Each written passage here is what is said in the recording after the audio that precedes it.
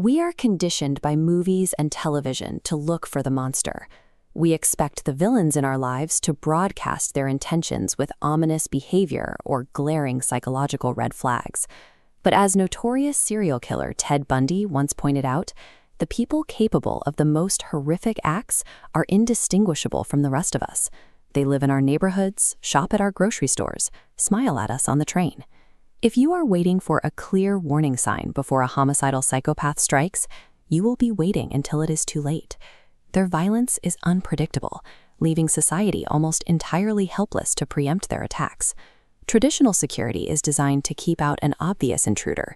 However, because these predators can build trust and gain proximity without appearing dangerous, typical precautions often fail to trigger until the victim's fate is already sealed. Because we spend so much time scanning the shadows for a caricature of evil, we walk right past the actual predators hiding in plain sight.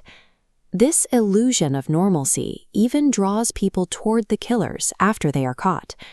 A documented phenomenon involves individuals, often dubbed murder groupies, who become romantically attracted to convicted offenders. These followers write letters and visit prisons, operating under the deeply flawed assumption that their love or understanding can somehow rehabilitate a violent criminal. Criminologists are clear on the reality. A serial offender's violent predisposition is fixed. Their pathology is hardwired into their psychology and cannot be loved away or corrected through compassion. Extending sympathy to these individuals is a dangerous miscalculation. Projecting normal human emotions onto a killer only creates vulnerabilities that the killer will gladly exploit.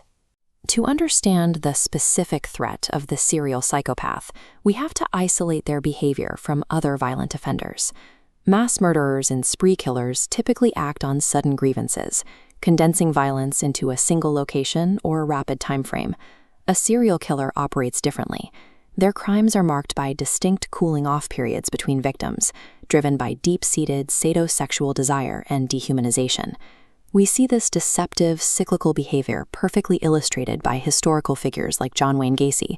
He maintained a highly public, active community life while routinely satisfying his sadistic urges over the course of several years. A spree killer might act out in a blind rage, but the serial offender is chillingly patient. They are guided by a structured internal engine of twisted gratification.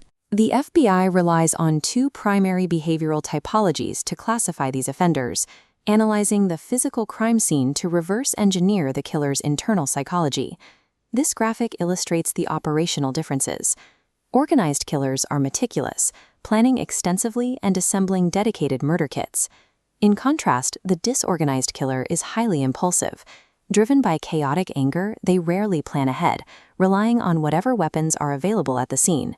Yet, whether the execution is clinically precise or wildly erratic, the end result is commanded by the exact same homicidal pathology. At the core of that homicidal pathology is a specific set of traits, famously outlined in Professor Robert Hare's psychopathy checklist. One of the most dangerous traits on this list is a high degree of superficial charm. Offenders like Jodi Ann Arias use their disarming, articulate nature to contort logic, easily manipulating public perception and investigators alike. They are also highly adept at feigning remorse. When caught, they will often shed tears and beg for forgiveness. These displays are calculated maneuvers designed specifically to extract pity. Beneath the polite conversations and the manufactured tears is an absolute amoral void. They are entirely disconnected from standard human empathy, making them impossible to reach through normal emotional appeals. When these individuals are finally captured, the justice system immediately works to dismantle the terrifying mythos they have built for themselves in the media. Inside a modern supermax facility, there is no audience to manipulate. The infamous serial killer is reduced to a simple number, confined to a sparse, sterile concrete box, completely isolated from the outside world. For some of these offenders, the state determines that they are completely irredeemable, responding with the grim, unyielding finality of capital punishment. Society's ultimate answer to the psychopath is not rehabilitation or psychological treatment. It is the absolute, permanent removal of the predator from the human ecosystem. As Ted Bundy once articulated, murder is a cold assertion of absolute power.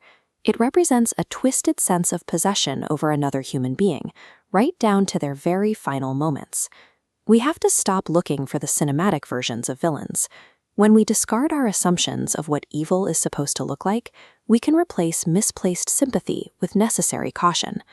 Our strongest defense against the homicidal mind is acknowledging a very uncomfortable truth. The most dangerous monsters wear perfectly normal faces.